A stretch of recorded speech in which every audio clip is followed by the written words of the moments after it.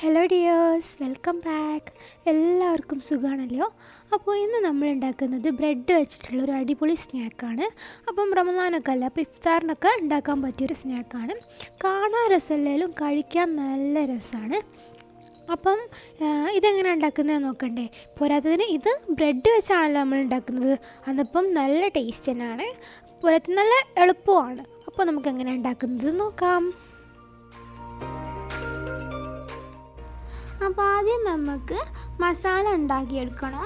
അതിനായിട്ടൊരു pan അടുപ്പിൽ വെച്ചിട്ടുണ്ട്. ചൂടായതിനു ശേഷം കുറച്ച് ഓയിൽ ഒഴിച്ച് കൊടുത്തിട്ടുണ്ട്. ഓയിൽ ചൂടായതിനു ശേഷം ഒരു സവാള ഇതുപോലെ മുറിച്ചിട്ടത് ഇട്ട് കൊടുത്തിട്ടുണ്ട്. സവാള ഒരെണ്ണമാണ് എടുത്തിട്ടുള്ളത്. അതുപോലെ തന്നെ 4 പച്ചമുളകും ചേർത്ത് കൊടുത്തിട്ടുണ്ട്. പച്ചമുളകും ചെറുതായിട്ട് മുറിച്ചിട്ടിട്ടുണ്ട്, അത്യാവശ്യത്തിന് എരിവിന് വേണ്ടിയിട്ടാണ്.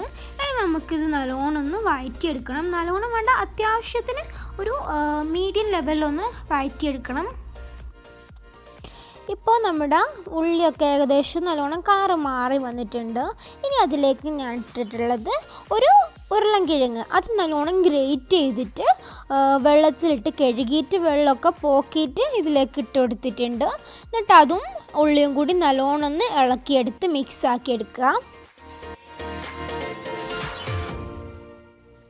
ഇനി അതിലേക്ക് ആവശ്യത്തിന് ഉപ്പ്, 1 ടീസ്പൂൺ ചിക്കൻ മസാല, 1/2 ടീസ്പൂൺ കുരുമുളക് പൊടി, 1/4 ടീസ്പൂൺ ഗരം മസാല എന്നിവ ഇട്ട് കൊടുക്കാം. അതെല്ലാം ഇട്ടെടുത്തിട്ട് നല്ലോണം ഒന്ന് ഇളക്കി മിക്സാക്കി എടുക്കാം. ശേഷം അതിലേക്ക് നമ്മൾ ചിക്കൻ ഏകദേശം ഒരു 200 ഗ്രാമോളം വരും. അത് മഞ്ഞൾപ്പൊടിയും ഉപ്പും മുളകും ഇട്ടിട്ട് ഒന്ന് പൊരിച്ചെടുത്തതാണ്. അത് ഒന്ന് മിക്സിയുടെ ജാറിലിട്ട് പൊടിച്ചെടുക്കുക, അല്ലെങ്കിൽ കൈ കൊണ്ട് പിച്ചിച്ചെടുക്കുക, അങ്ങനെ ചെയ്തത് ഇതിലേക്ക് ഇട്ട് കൊടുക്കാം. എന്നിട്ടത് നല്ലോണം ഒന്ന് മിക്സാക്കിയിട്ട് ഒന്ന് സെറ്റാക്കി എടുക്കാം. അങ്ങനെ അങ്ങോട്ടും ഇങ്ങോട്ടൊക്കെ ഒന്ന് ഇളക്കിയെടുക്കാം. ഇനി ഇതിലേക്ക് നമുക്ക് കുറച്ച് മല്ലിച്ചപ്പും കൂടി ഇട്ട് കൊടുക്കാം. മല്ലിച്ചപ്പും കൂടി ഇട്ട് കൊടുത്തിട്ട് നല്ലോണം ഒന്ന് ഇളക്കിയെടുക്കാം. മല്ലിച്ചപ്പ് നമ്മൾ സാധാരണ ഇങ്ങനത്തെ സ്നാക്സിലൊക്കെ ഇടാറുണ്ട്. അപ്പം മല്ലിച്ചപ്പിൻ്റെ ഒരു ഫ്ലേവർ നല്ലൊരു ടേസ്റ്റ് തന്നെയാണ് ഇങ്ങനത്തെ സ്നാക്കിലൊക്കെ. അടുത്തതായിട്ട് കുറച്ച് ബ്രെഡ് എടുത്തിട്ടുണ്ട്. എന്നിട്ട് ബ്രെഡിൻ്റെ സൈഡ് ഒക്കെ ഒന്ന് നല്ലോണം ഒന്ന് കട്ട് ചെയ്ത് മാറ്റി വെക്കാം. കളയേണ്ട ആവശ്യമില്ല, കാരണം നമുക്ക് ഇത് വീണ്ടും ആവശ്യം വരുന്നതാണ്. എന്നിട്ട് നിങ്ങൾക്ക് ഇഷ്ടമുള്ള ഷേപ്പാക്കി കൊടുക്കുക. ഞാനിപ്പോൾ ഇവിടെ ട്രയാങ്കിൾ ഷേപ്പിലും റെക്റ്റാങ്കിൾ ഷേപ്പിലുമാണ് ആക്കിയെടുത്തിട്ടുള്ളത്. നിങ്ങൾക്ക് ഇഷ്ടമുള്ള ഷേപ്പിലാക്കിയെടുക്കാം. ഇപ്പോൾ എല്ലാ ബ്രെഡും വക്കൊക്കെ കട്ട് ചെയ്തിട്ട് നല്ലോണം ഷേപ്പാക്കി മാറ്റിയെടുത്തിട്ടുണ്ട്. ഇനി അടുത്തതായിട്ട് കുറച്ച് മൈദ എടുത്തിട്ടുണ്ട്. അതായത് ഏകദേശം 4 ടേബിൾ സ്പൂണോളം മൈദ എടുത്തിട്ടുണ്ട്. അതിലേക്ക് കുറച്ച് മഞ്ഞൾപ്പൊടിയും കുറച്ച് ഉപ്പും കുറച്ച് വെള്ളവും ഒക്കെ ചേർത്ത് കൊടുത്തിട്ട് നല്ലോണം ഒന്ന് മിക്സാക്കി എടുക്കാം. ഇത് നമുക്ക് ബ്രെഡൊന്ന് മുക്കിയെടുക്കാൻ വേണ്ടിയിട്ടാണ്. ഇത് സാധാരണ നമ്മൾ കട്ട്ലേറ്റൊക്കെ ഉണ്ടാക്കുമ്പം മുട്ട പൊട്ടിച്ചിട്ടാണ് ആക്കൽ. മുട്ട പൊട്ടിച്ചിട്ട് ആക്കിയാലും നല്ലത് തന്നെയാണ്. അപ്പോൾ മുട്ട ഇഷ്ടമില്ലാത്തവർ ഇതുപോലെ ചെയ്യാം. അപ്പോൾ രണ്ടും ചെയ്യാൻ പറ്റുന്നതാണ്, രണ്ടും നല്ലത് തന്നെയാണ്. ഇനി നമ്മൾ മുറിച്ച് വെച്ച 2 ബ്രെഡ് എടുക്കുക. എന്നിട്ട് അതിനുള്ളിലായിട്ട് കുറച്ച് മസാല ഇട്ട് കൊടുക്കുക. അതായത് ഏകദേശം 2 ടേബിൾ സ്പൂണോളം. എന്നിട്ട് ഇതുപോലെ അതിൻ്റെ വക്കൽ ഇങ്ങനെ പ്രസ് ചെയ്ത് കൊടുക്കുക.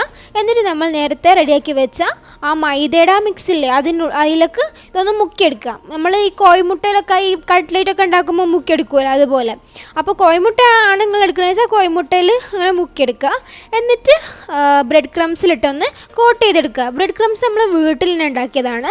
അപ്പോൾ ബ്രെഡ് ക്രംസ് ഉണ്ടാക്കാൻ അത്ര പണിയൊന്നുമില്ല. നമ്മൾ നേരത്തെ കട്ട് ചെയ്ത് വെച്ച നമ്മൾ സൈഡ് കട്ട് ചെയ്ത് വെച്ചിട്ടുണ്ടായിരുന്നല്ലോ ബ്രെഡിൻ്റെ, അത് ഒരു മിക്സിയുടെ ജാറിലിട്ടിട്ട് ഒന്ന് ചെറുതായി പൊടിച്ചെടുത്തതാണ്.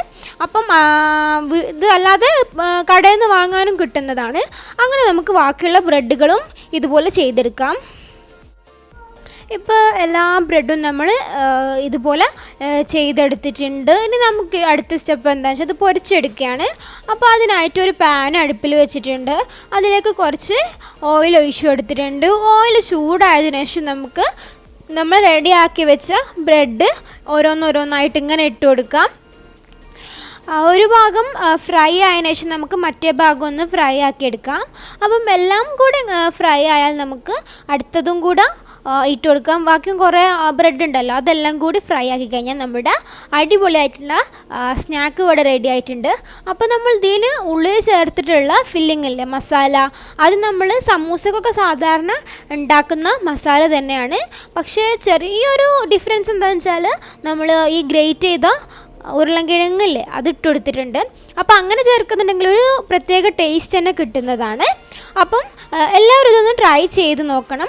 അപ്പോൾ നിങ്ങളിൽ വീട്ടിൽ സമൂസയുടെ ഷീറ്റ് ഉണ്ടെന്നുണ്ടെങ്കിൽ അതിനുള്ളിൽ ഈ മസാല ഇട്ടിട്ട് പൊരിച്ച് കഴിക്കാനും നല്ലത് തന്നെയാണ്. അപ്പം ഈ മസാല നല്ലൊരു ടേസ്റ്റുള്ളൊരു മസാല തന്നെയാണ്. അപ്പം എല്ലാവർക്കും വീഡിയോ ഇഷ്ടപ്പെടുമെന്ന് വിചാരിക്കുന്നു. അപ്പം എല്ലാവരും ഇതൊന്ന് ട്രൈ ചെയ്ത് നോക്കുക. നോമ്പൊക്കെ തന്നെ അല്ലേ, അപ്പോൾ നോമ്പൊക്കെ ഇഫ്താറിന് വേണ്ടിയിട്ട് നമ്മൾ എന്തെങ്കിലുമൊക്കെ കടി ഉണ്ടാക്കുമല്ലോ, അപ്പോൾ ഇങ്ങനത്തെ ഓരോരോ കടികൾ ഉണ്ടാക്കി നോക്കുക. അപ്പോൾ ഞാൻ ഇതിന് മുന്നേ ആയിട്ട് കുറേ കടികളൊക്കെ ഉണ്ടാക്കിയിട്ടുണ്ട്. അപ്പം അതും എല്ലാവരും ഒന്ന് നോക്കുക. അപ്പോൾ വീഡിയോ ഇഷ്ടപ്പെട്ടാൽ ലൈക്ക് ചെയ്യുക, സബ്സ്ക്രൈബ് ചെയ്യുക. അപ്പോൾ മറ്റൊരു വീഡിയോ ആയി വരുന്നത് വരേക്കും ബായ്.